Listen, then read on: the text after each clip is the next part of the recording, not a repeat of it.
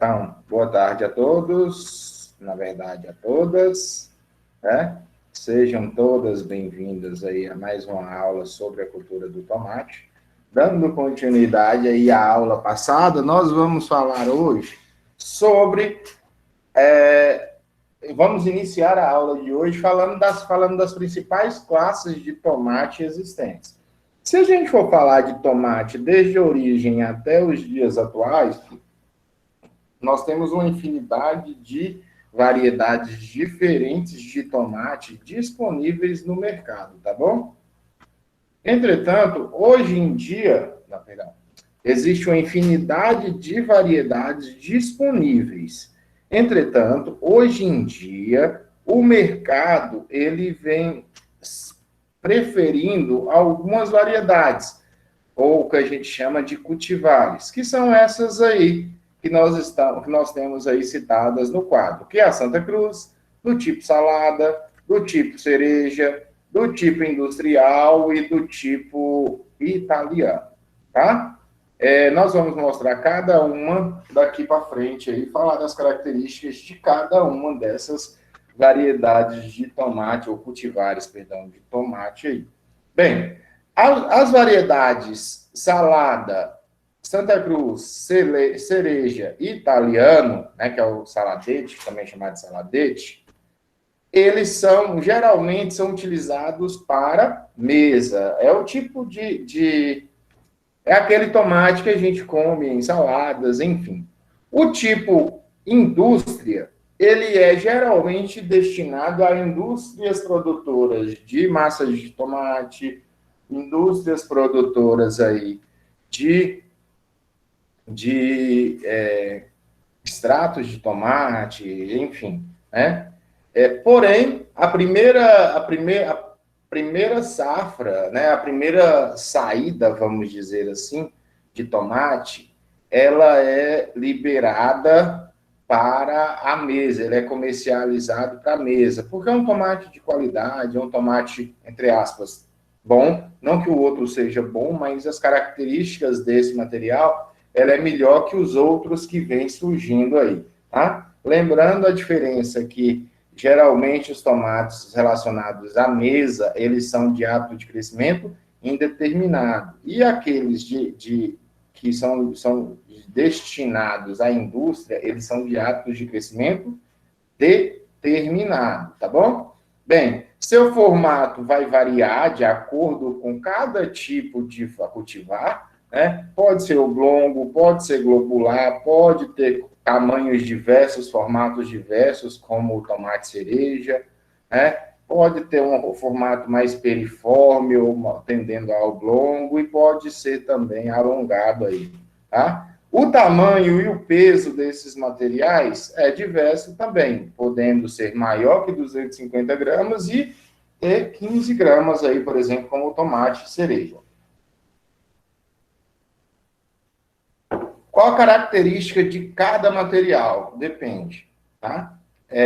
Por exemplo, o tomate Santa Cruz ele é mais resistente ao transporte. O tomate cereja, ele é aquele tomate, além de ter um sabor mais adocicado, ele tem a pretensão ornamental junto ao prato, tá? Aqui nós temos os grupos de Santa Cruz, como vocês podem observar aí, tá bom? É o Santa Cruz, tá? Nós temos o Debra Max F1. Pessoal, vocês estão aí? Tem alguém aí? Estão ouvindo? Ou eu estou falando só?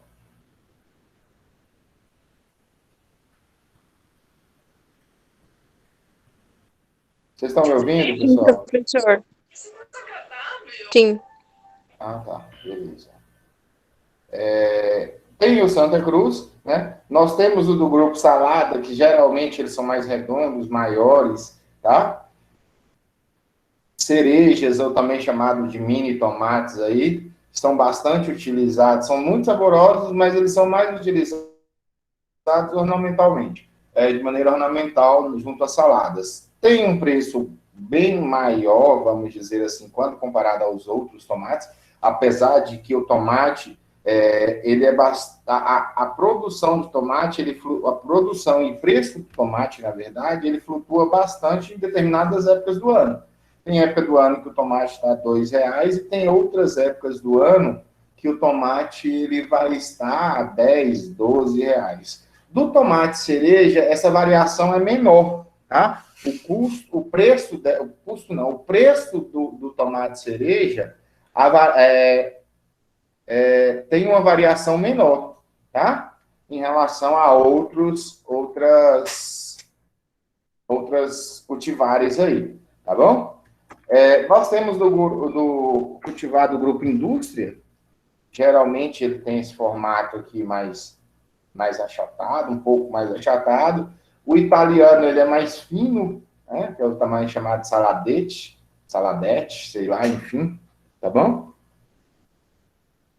Os solos, na verdade, são todas as culturas, ou a maioria das culturas, que a gente não pode, dentro da agronomia, a gente não pode generalizar algo, né? Mas a grande maioria das culturas, eles preferem solos de textura média, tá? Com boas concentrações de matéria orgânica. Por que a matéria orgânica é importante, pessoal?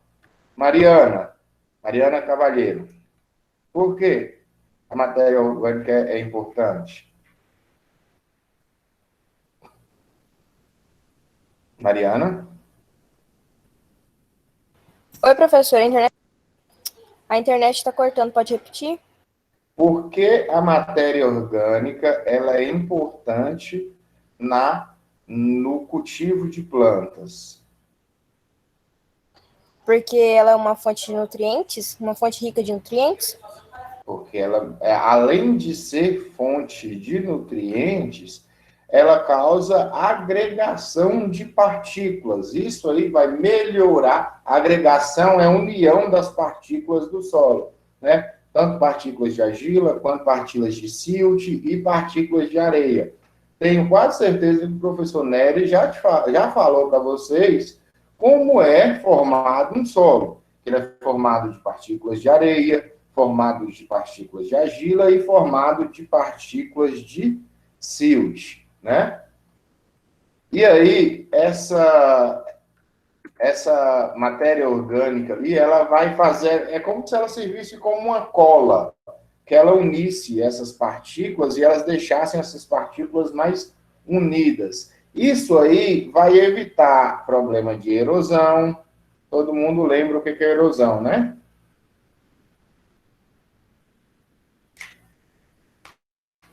Vai evitar problemas de erosão, vai evitar ou vai diminuir o que a gente chama de lixiviação de nutrientes, vai a percolação ali desses nutrientes, né? O pH ideal, ele é sempre na faixa de 5,5 a 6,5, tá? E o V, ou a saturação de base, é de 70%, que é a ideal, ok?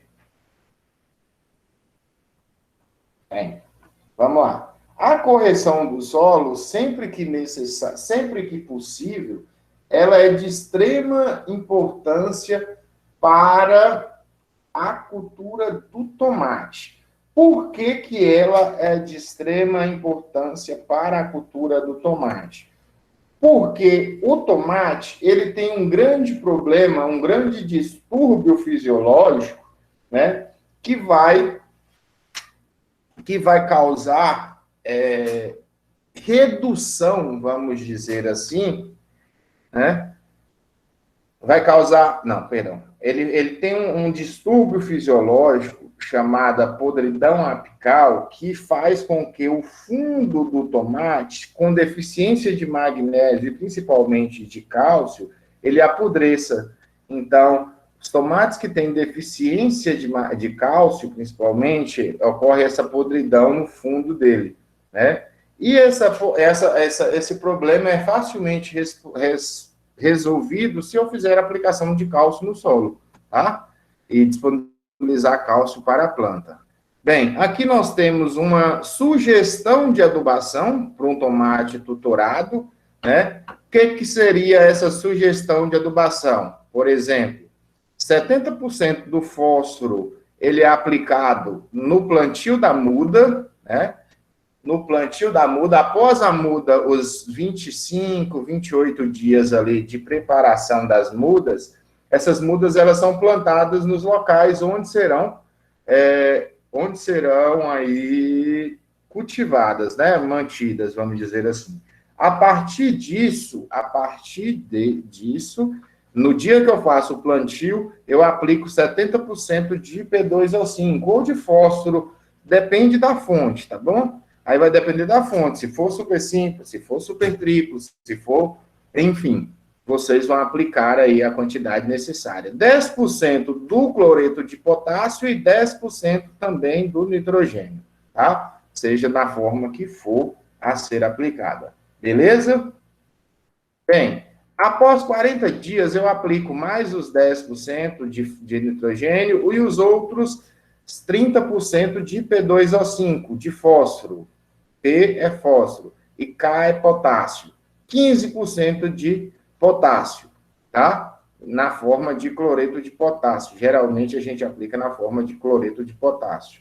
Após 55 dias, mais 10%, observem que o fósforo ele é todo aplicado no começo do crescimento da planta.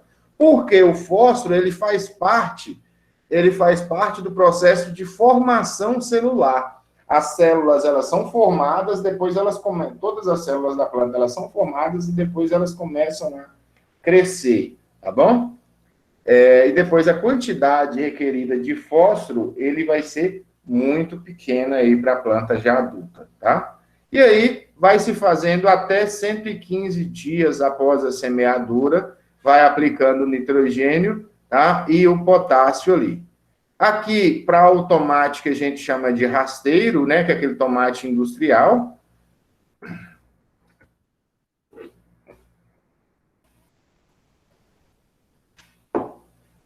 geralmente, pessoal, a quantidade é de 300 a 400 quilos por hectare de nitrogênio, 600 a 1.000 quilos por hectare de P2O5 e de 500 a 800 quilos por hectare de K2O. Eu vou fazer uma continha aqui que vocês pode ser importante. Se eu falar que eu estou trabalhando com a ureia, por exemplo, é a fonte de nitrogênio,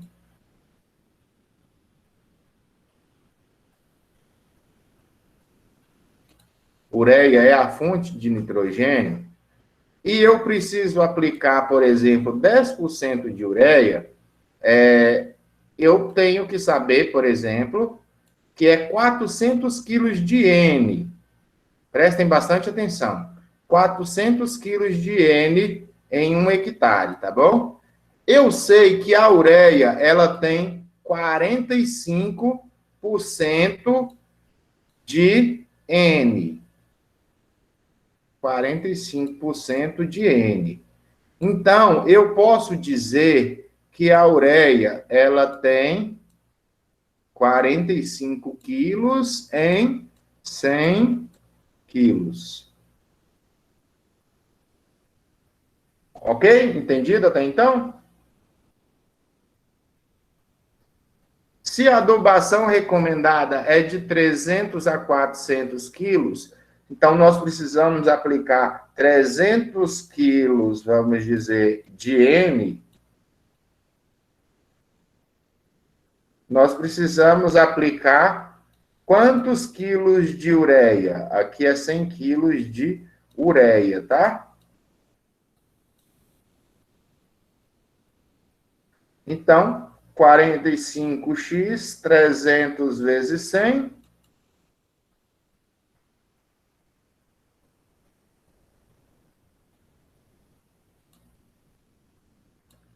30.000, 45x.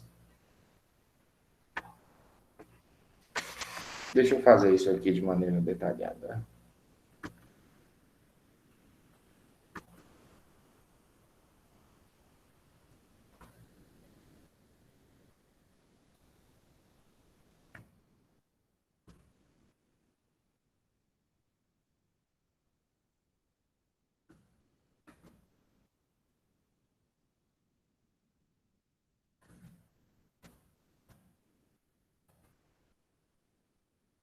Vai.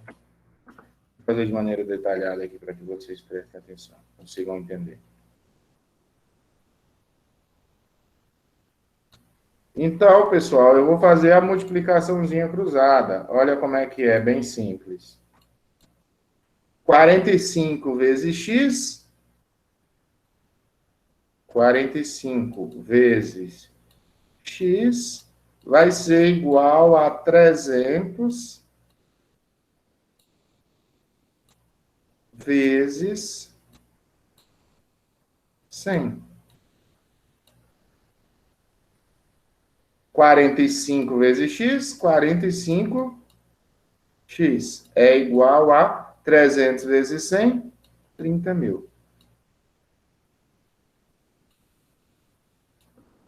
X vai ser igual a 30 mil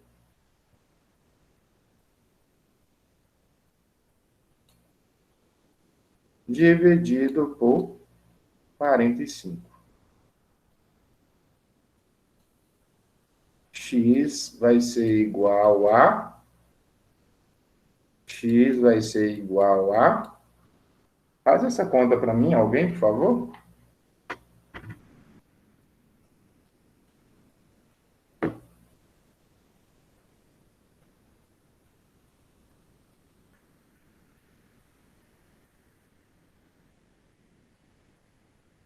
Alguém fez a conta? 666,6.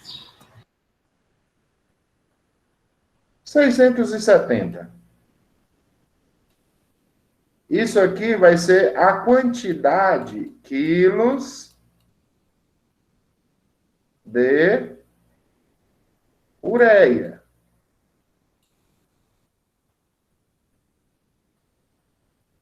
Vou fazer uma perguntinha dessa na prova, para ver se vocês prestarem atenção mesmo. Por que de ureia, professor? Eu não entendi. A gente não disse que em 100 quilos de ureia tem 45% de N? Então, em 100 quilos de ureia, nós temos 45 quilos de N. Nós precisamos fazer uma adubação de 300 quilos por hectare. Se nós precisamos fazer uma adubação de 300 quilos por hectare, então, se 45 tem 100, se em 100 tem 45, eu preciso de 300 quilos de N. Então, X, né? Para saber quantos quilos de ureia. Então, 45 vezes X, multiplicaçãozinha cruzada. Multiplicação cruzada. 300 vezes 100. 45x é igual a 30 mil. 30 mil dividido por 45, x vai ser 670 quilos de ureia. Isso durante todo o cultivo do tomate, tá bom? Só que eu quero saber, no plantio, por exemplo, é 10%. Se eu vou aplicar 10% no plantio, vai ser 67 quilos de ureia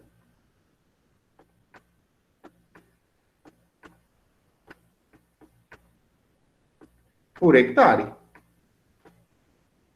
Entendido? Entendido? Sim. Sim, professor. Show de bola. Isso aí você vai fazer para todas as culturas.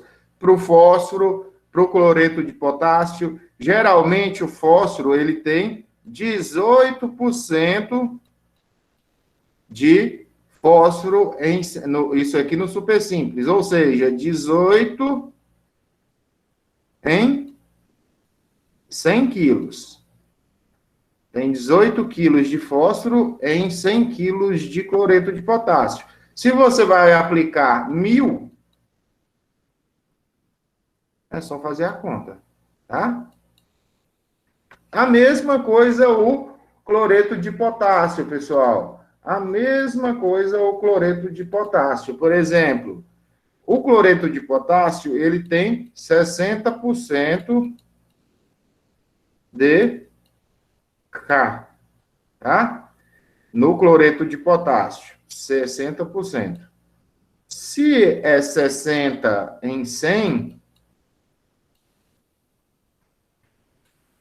e vocês precisam aplicar, por exemplo, 800 quilos, regrinha de 3 novamente, como a gente fez a regrinha de 3 do outro, né? Multiplicaçãozinha cruzada, e vocês vão achar a quantidade. Depois, se é no plantio, por exemplo, é 70%, é só fazer regrinha de 3 também, novamente. Entendido?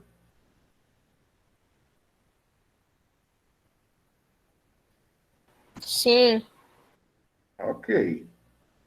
Bem, na adubação para o tomate rasteiro, é uma outra adubação, porque o prazo ali, esse tomate, ele permanece menos tempo ali dentro ele não fica tanto tempo ali produzindo, né? Ele cresce, produz e morre, vamos dizer. O indeterminado não, você vai colhendo ele ao longo do tempo. Então, por isso que a adubação dele é bem mais parcelada em relação ao outro lá, tá bom? Bem, e só um minuto, gente.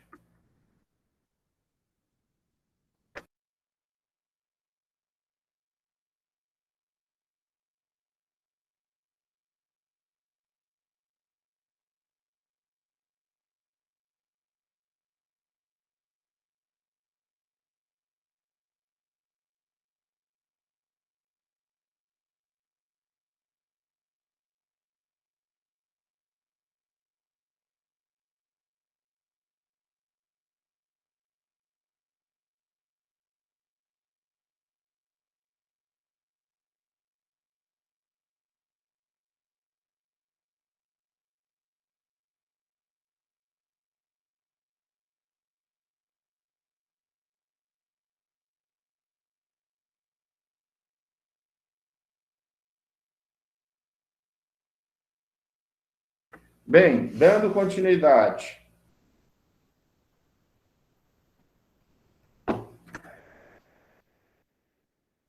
Dando continuidade, a gente faz a aplicação de meio a 1 tonelada de fosfato, né? Faz adubação, se vocês observarem, a adubação com NPK, ela é menor que a adubação do tomate de crescimento indeterminado, que é o tutorado, né? Então, aqui era 300 a 400 quilos por hectare, aqui vai ser só 100 a 120 quilos de N. Aqui é de 600 a 1.000, aqui é só de 300 a 600. Aqui era de 500 a 800, aqui é só de 150 a 200. E as contas, elas são as mesmas, entretanto, a gente tem que se atentar à quantidade que vai ser a utilizada, tá bom? Beleza? Bem, a semeadura, a implantação, após feito a adubação, essa semeadura, ela pode ser feita direto no campo, né? E depois eu faço o desbaste. Isso aí vai me causar um maior custo, porque eu vou gastar mais semente. Geralmente, semente é um dos itens mais caros de plantio, então eu tenho que me atentar a isso. Geralmente, aí é utilizado semeadoras para se fazer esse plantio, né? Os tratos iniciais, os tratos culturais iniciais, que basicamente é a limpeza da área de plantas daninhas ou desbaste, eles vão ser maiores, então isso terá um custo maior também, né? Como a gente já está falando aqui, exige um desbaste das plantas, né, que estão em excessos dentro da área, porém, né, existe uma ausência de danos nas raízes. As raízes, depois que estabelecidas ali, elas vão se aprofundar muito mais, e o sistema radicular ali, ele vai ficar muito mais forte, tá? Existe uma certa economia em relação à mão de obra, porque vai com a semeadora ali, ela vai semeando, vai caindo a quantidade de sementes teoricamente ideal e não tem que gastar muito. No outro, a gente vai precisar de mudas, produzir as mudas, depois transportar as mudas e, consequentemente, existe uma maior quantidade de mão de obra, né? Tem a introdução de semeadoras de precisão, sementes peletizadas, né? Como a gente pode ver. Aqui, um tomate de semeadura direta, o cara fazendo um desbaste do excesso de plantas ali, tá bom? Quando a gente faz a semeadura em sementeira, como vocês observam aqui, ó, são as sementeiras, Eles plantam aqui nas sementeiras, depois levam para os locais, tá? Seriam sulcos de plantio ali. Nós temos com semente, geralmente gasta 150, 200 gramas ali de sementes por hectare, em relação ao outro que gasta até 3 quilos de semente por hectare, tá? O problema disso aqui é que vai ter muito trabalho, entre aspas, aí, né? Por causa principalmente do transplante que tem que fazer, levar a muda de um lugar para o outro. E geralmente a gente trabalha ali com mudas com raiz nua. O que é uma raiz nua? Alguém?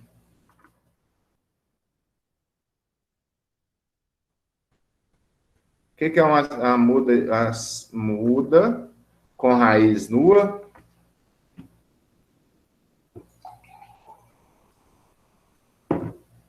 Wellington, Amanda, Luiz, Mariane. Pessoal, participa da aula. Que é aquela da ponta do enxerto, professora? Não, a muda com raiz nua, geralmente é aquela mudinha que quando alguns de vocês que plantaram no bimestre passado, se estão plantando, quando vão fazer o transplantio, arranca e a raiz ela fica toda exposta, né? A raiz ela fica desprotegida ali, sem, como é que eu falaria? Sem solo protegendo aquela raiz, tampando aquela raiz, tá? Então a gente chama ela de raiz nua. Outro método de semeadura, entendido, Raio, o que seria a raiz nua? Sim. Outro método de semeadura, pessoal, seria a semeadura utilizando as bandejas. A gente existem diversos tipos de bandeja, a gente pega essas bandejas, enche essa bandeja aí de substrato e dentro de cada bandeja a gente coloca geralmente uma sementinha, depende da qualidade da semente, tá? E aí essas sementes elas vão começar a crescer dentro dessas bandejas. Após elas estiverem estabelecidas com número de folhas específicos, geralmente com 2 a 3 folhas verdadeiras, essas mudas elas vão levadas então ao campo. Então elas não estão em raiz nua. O sistema radicular dela ela está protegido pelo substrato, tá? Eu não vou eu tenho menor contato com as mudas aí, eu vou conduzir utilizando aí as bandejas, eu só levo ela ao campo, né? E aí eu vou fazendo o que a gente chama de transplantio, tá? É interessante, em relação à produção, a maioria dos produtores, principalmente os tutorados, trabalham com sistemas de plantio de muda, tá bom? Essas mudas aí, depois elas são levadas ao campo e colocadas nos seus respectivos locais, né? Temos economia de semente também, tem um menor trabalho, entretanto, nós temos os custos que são relacionados às bandejas e também dos substratos, que oneram o custo de produção aí. Bandeja tem de diversos tamanhos, vai depender do número de células dentro de cada bandeja. Nós temos as semeadoras aí automáticas, né? Elas já vêm colocando a quantidade de semente na profundidade correta dentro de cada célula, e aí é mais rápido. Isso aí é para empresas grandes ou para quem trabalha exclusivamente com a produção de mudas, né? Para revender essas mudas. O transplantio, geralmente, elas são transplantadas quando elas têm 4 folhas definitivas. E o espaçamento é de 100 a 120 entre ruas e 40 a 70 entre plantas, tá bom? Para o tutorado. Para o tomate industrial é de 100 por 20, tá? 100 entre ruas e 20 entre plantas. 2 plantas a cada 20 centímetros, basicamente aí 2 plantas. Colocou a planta, considera 20 centímetros, outra planta. 20 centímetros, outra planta. 20 centímetros, outra planta, tá? Geralmente, no transplantio mecânico, a gente faz a utilização de 120 mil mudas aí por dia, dependendo da agilidade aí de que a gente está trabalhando. Aqui são algumas mudas de tomate aos 21 dias, que são bem próximos aí do transplante. Se vocês observarem, ela já está com 1, 2, 3, 4 folhas definitivas, né? Aqui é fazendo o transplantio das mudas, como vocês podem observar, as mudas elas estão dentro das bandejas, elas vão sendo colocadas dentro de um copo, é como se fosse um caninho. E aí esses operadores eles vão colocando as mudas dentro dos canos aqui e vai caindo as mudas, as respectivas mudas. Tranquilo?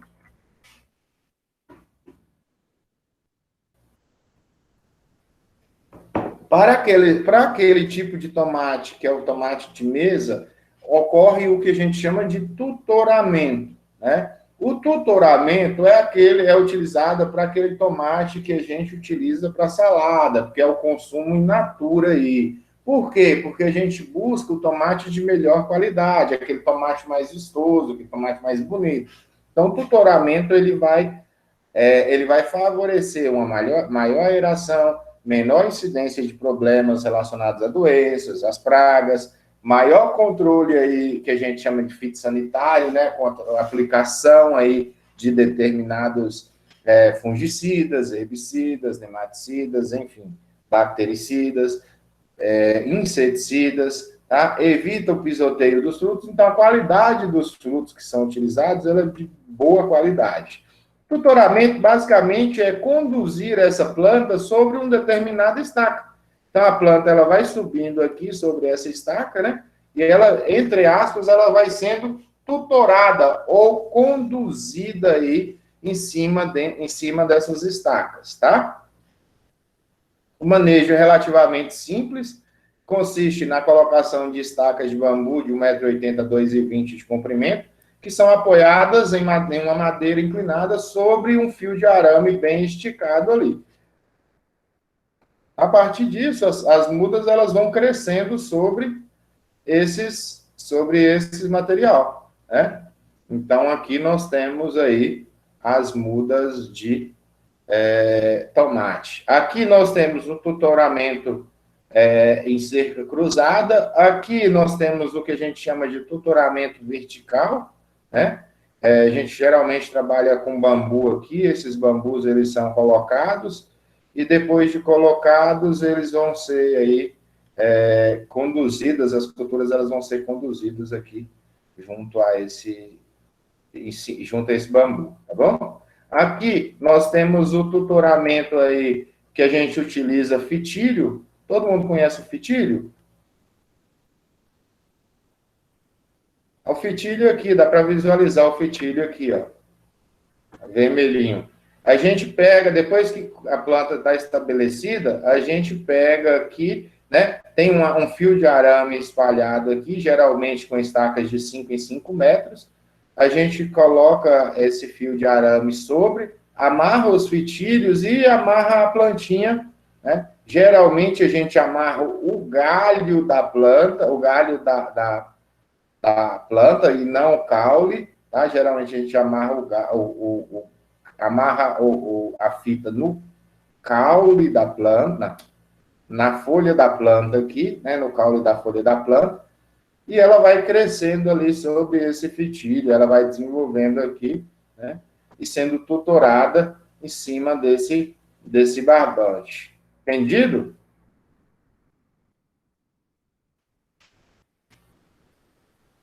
Dentre os sistemas adotados aí no cultivo de plantas, tá? O tutoramento aí usando fitilhos, ele é o mais utilizado, geralmente 1,80 m, 2 metros ali. Então, as plantas, elas são amarradas nesse fitilho, tá? E à medida que a planta cresce, a gente solta o fitilho onde ela está e amarra a outra parte ali desse fitilho e vai conduzindo ali essa planta sobre esse fitilho.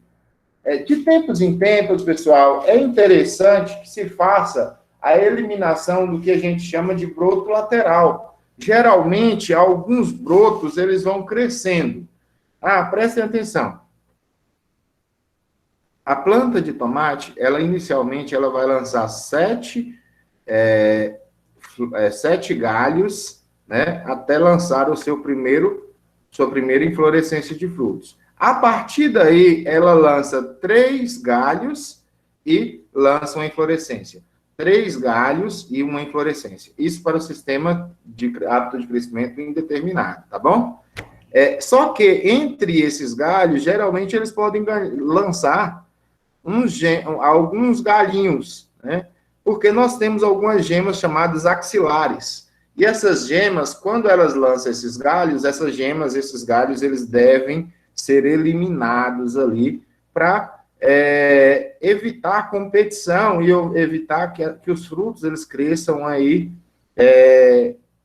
em menor quantidade, tá? Outra coisa que é feito também é o raleio dos frutos. Acho que a gente vai falar mais à frente, tá? Elimina um excesso de frutos ali para favorecer aí o desenvolvimento de alguns frutos, o crescimento desses frutos. Beleza? Então, diminui o número de ramas por planta, diminui o número de pencas, tá? Diminui o número de frutos, consequentemente vai aumentar aí o peso e o tamanho dos frutos. Aqui nós temos os brotos laterais, como vocês podem ver, né? Esses brotos laterais, eles devem ser eliminados aí. Aqui nós temos esses brotos laterais, eles também são chamados de galho ladrão, né? Ou também de jardinete, e aí eles devem ser eliminados. Por quê, pessoal? Esses galhos ladrão, geralmente não emitem frutos, tá? Ele está aqui, é como se fosse uma fonte de dreno, ele está aqui só para sugar energia da planta. Então, a planta, em vez de translocar energia para o fruto, ela transloca energia para o ramo ladrão, que não está favorecendo em nada. Por isso que a gente vai lá e elimina esses ramos ladrões aí que a gente chama. Beleza?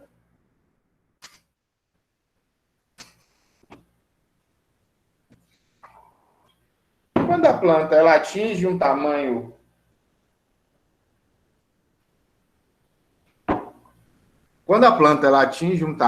X, a gente faz o que a gente chama de poda ou capação, que é a poda apical. O que aqui nos ramos, nos galhos tutorados, de hábito de crescimento tutorado, ele tem uma gema aqui chamada uma gema apical. Essa gema apical, ela começa a crescer. Isso aqui que vai favorecer o crescimento da planta, tá? Consequentemente, isso aqui aumenta o tamanho da planta. Então, quando ela atinge um determinado tamanho, a gente vai e elimina, até para facilitar o manejo dessa planta, tá? E aí vai ocorrer crescimento, essas gemas apicais aqui, as gemas laterais, ela vai começar a crescer e tentar lançar frutos aqui. Quando eu diminuo essas gemas, eu vou eliminar o broto terminal da haste do tomateiro. E aí eu regulo o crescimento da planta, né? Controlando aí sua floração e frutificação. Vai diminuir o número de pencas, vai diminuir o número de frutos, mas vai aumentar o peso desses outros frutos aqui que estão sendo produzidos. Aqui nós temos uma planta de hábito de crescimento indeterminado, como a gente pode ver, ela desenvolvendo, crescendo, né? 1, 2, 3, 4, 5, 6, tá faltando 7. E aqui no hábito de crescimento determinado, tá? No hábito de crescimento determinado, aqui os frutos espalhados sobre os galhos. Aqui nós temos o que a gente chama de gema apical, né? O raleamento de penca, geralmente a gente mantém, pessoal, de 6, vai depender muito do tipo de cultivar, de 6 4, 5 frutos aí por penca na parte superior, né? De 4, 5 frutos ali até 3 pencas no grupo salada. Por quê? Para favorecer o crescimento do fruto, para o fruto sair um fruto maior, um fruto mais uniforme, vamos dizer assim, tá? Alguma dúvida?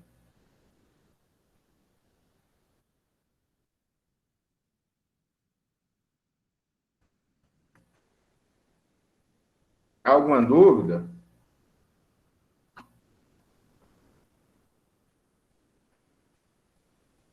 Por enquanto, não, professor.